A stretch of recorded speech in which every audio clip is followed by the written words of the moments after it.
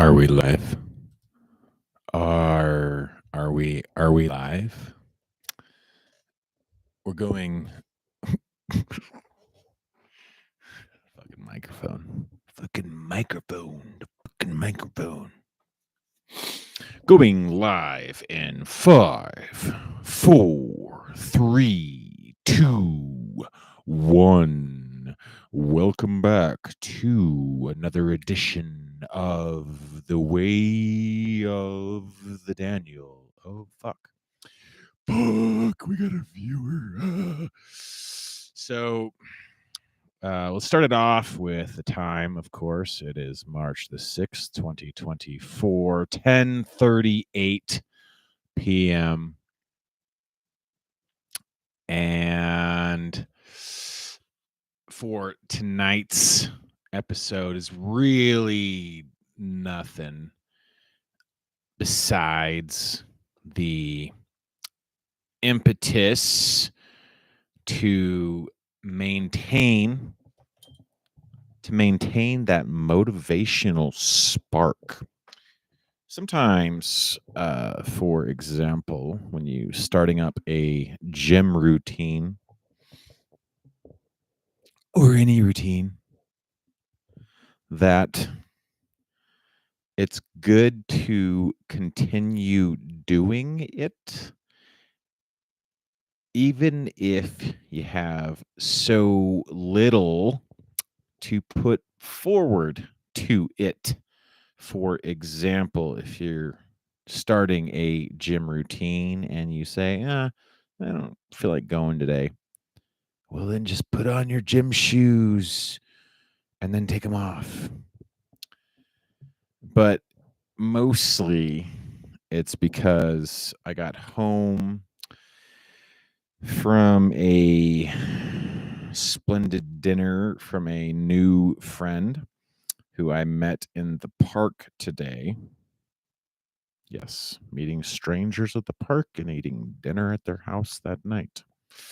That's what we do here at the Way of the Daniel. But really, we're doing this speech because I was on x.com/twitter.com.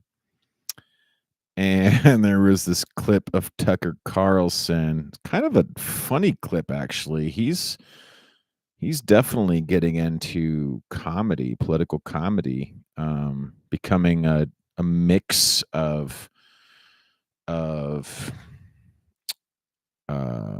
broadcaster slash journalist slash his own version of Saturday Night Live, because this little clip of his was actually kind of funny, only 42 seconds long, saying that Thursday, March 7th, they're going to do a live response to Joe Biden's State of the Union speech.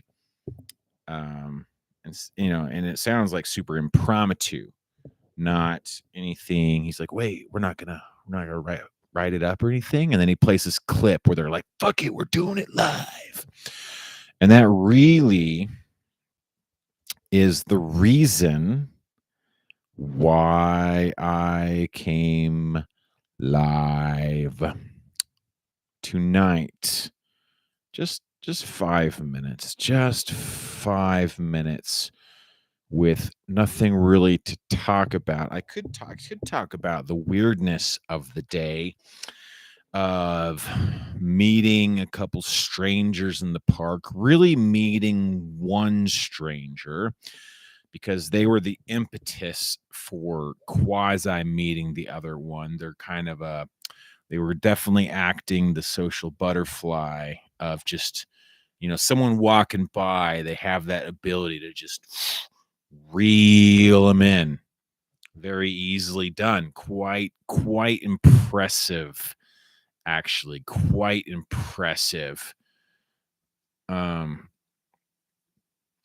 the reason why I had dinner at their place is because we clicked quite well in the regards of being, we're both nutty, crazy, batty people, and quite spiritual.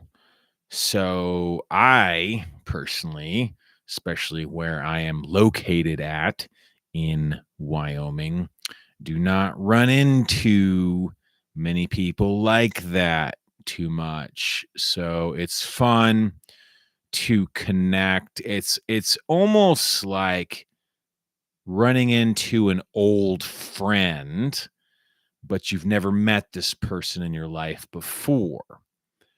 But or I'm sure many people have those experiences where they meet someone new and then they'll just like click right away like good friends. So it's kind of like that.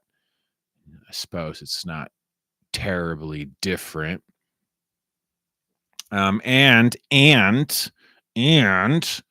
because these speeches are about not the audience at this point, but about me putting out whatever without caring how it comes across, whether or not I am boring people or not. The efforts here are to plow, to keep pushing forth, keep conversing, to keep conversing and putting forth what we have to put forth. And so one thing that now I think I can continue to talk about, and what's cool is we've already gone beyond our 5 minutes, is that I could just talk about my fucking day. How hopefully we're putting an end to the Siggy menace once again. We finished the pack and feeling pretty good about it. We want to get our lungs back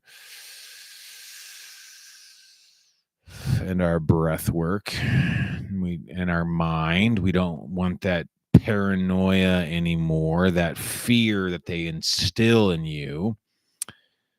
And even though I had a good sunset with them at the park toward the end of the day, the last 3 in the pack, there were still fucking nasty things. You stink like shit. Your mouth tastes like shit. Saps your energies. All that stuff. We just got back into it. It was so funny when I got back into it at Vegas too. And it's a weird situation because when I did get back into it, it was so weird how many pressurizing influences kind of came out of nowhere for it. I was feeling kind of stressful or wigging out, and then it just seemed like there were cigarette influences all over the place. And so I don't know what that was about. It could have been like a subconscious yearning coming out of, oh, it's Vegas time and party and smoke and drink and shit like that. I don't know. But later on, I'm passing a group of people in the Luxor casino, and this is fun how I was just going to ramble on for 5 minutes tonight, but now I'm actually telling an interesting story. I passed this group, and the girl in the group, kind of cute, is telling the rest was that, oh, I didn't think we were gonna smoke. We're back into smoking. And what's fun is in my life, and I'm sure many people have lives like this too. Especially a lot of times it'll come through in music where they'll listen to a song and it sounds like that song has a message directly for them, like the song is speaking to them. And so in that instance, yeah, passing by the group and her telling that to the group felt like it was also a message for me of, oh, we're doing this again. I thought we were done with this. I thought we were done with this. Because of course I was just like, oh, it's just going to be a Vegas thing. But then when I got back to Wyoming, continued on with it, which I don't really care that much because I'm not afraid of it. I'm not afraid of getting stuck into it again. I kind of hope it wasn't a cause of a lost opportunity recently. That kind of suck. I have experienced before sadness at the thought of potential opportunities that were lost because I had continued to be a smoker well beyond past the point that I should have quit. For example, we're going to assume, I think there's plenty of evidence out there that these things fuck with you, your mind, your body, paranoia, shit like that, causing fear in you, etc., etc. And that being that is going to form your reality in such ways that will very likely generate negativity. And just for example, we'll keep you in a negative mindset, just like an alcoholic with alcoholism, and it's a depressive substance, will keep you down. Thereby, you're not going to get into that positive frame and be in the ability to perceive and act upon positive opportunities. And so your life's going to go a different route. And so it becomes a fascinating idea to play with, a little sad to some regards, but I am more so an advocate for an overarching goal rather than missed experiences along the way. I am more into the idea of an overarching goal. And from that perspective, a lot of these things that might drag you down do not ultimately nullify the goal.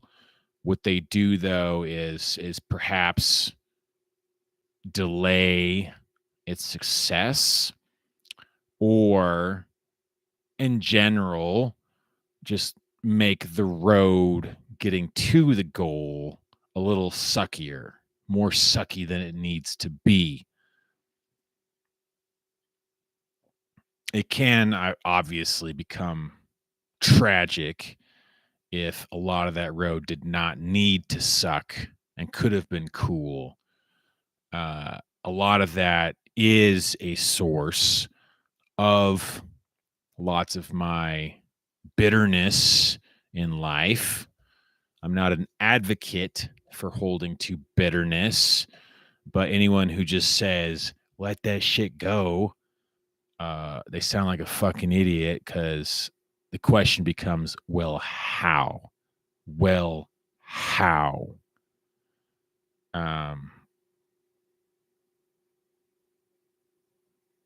So there's a lot of useless, stupid shit people say out there without really actual, prescriptions, useful prescriptions or formulas, useful advice. A lot of people got stupid fucking advice. They candy coat it with cliches without anything actually prescriptive that would help. Anyways, it's quite impossible, or at least super challenging to the point where I'm not that interested in trying to think about the degree of choices I've made, such as continuing on with smoking or drinking, stuff like that, addictive substances, whatever. How much, to what degree that has set you back versus just stuff in general being tough and shitty anyway sets you back. So fascinating where this discussion's gone now. Started at the bottom, now we here. Started at the bottom, now we here. I hope it doesn't come across. Actually, I don't hope it doesn't come across. I shouldn't give a shit how it come across, right? Because we are just rambling away. Because I was gonna say I hope it doesn't come across as negative, but I don't give a shit. And it's not negative. It's just honest introspection that I've done before, just never in a public venue over the mic. But anyways, we are going to wrap this up and get ready for bedtime because it's 10:53 p.m. and we've already gone 16 and a half minutes live stream. So good speech coming at you from the west side. May you live long and prosper. May the force be with you, and may the odds be ever in your favor. In your favor. Now, this right now, we're going to do a PS. We're going to do a PS because this right now is getting close to a place that I want to be in when doing a speech, is that when I can shut out actually almost like shutting out even the notion of an audience existing there, and just getting into the focus on what you are saying as you are saying it.